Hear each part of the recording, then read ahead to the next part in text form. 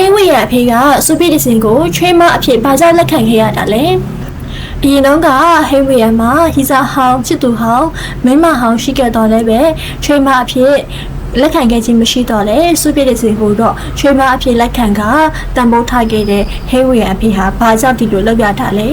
အဖေကတော့ဟင်းဝေရအဖေဟာအောင်မြင်တဲ့စီးပွားရေးလုပ်ငန်းရှင်ကြီးတူဖြစ်ပါတယ်နောက်ပြီးတော့သူဟာလူတစ်ယောက်ကိုမြင်တဲ့အမြင်ကလည်းတာမန်လူနဲ့မတူညီပါဘူး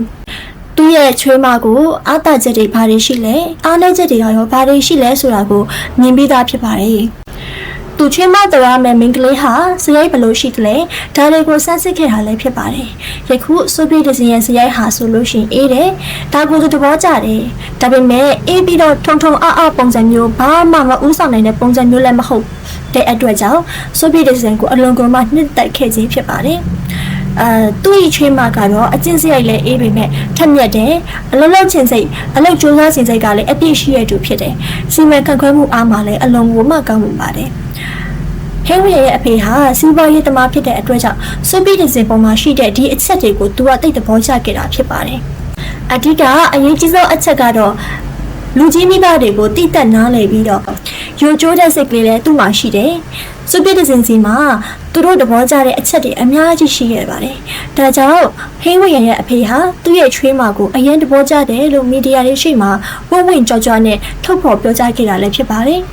ထိုအင်တာဗျူးကိုဖြေကြားပြီးတဲ့နောက်မှာတော့ပြည်သူတချို့ကတော့များစွာသောမှတ်ချက်တွေကိုပေးနေကြပြီဖြစ်ပါတယ်ဒီဒေတာမှတ်ချက်တွေအချို့ကတော့စုံပြည့်ကမိမကောင်းတဲ့တယောက်ပါကတော့ဟင်းဝေပေါ့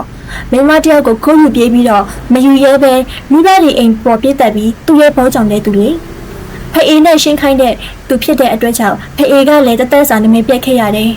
ဒီလိုမျိုးမှတ်ချက်တွေနဲ့ဟင်းဝေရဲ့အဖေပေါ်မှာပြည်သူတွေရဲ့အမြင်တွေကရှိလာခဲ့ပြီဖြစ်ပါတယ်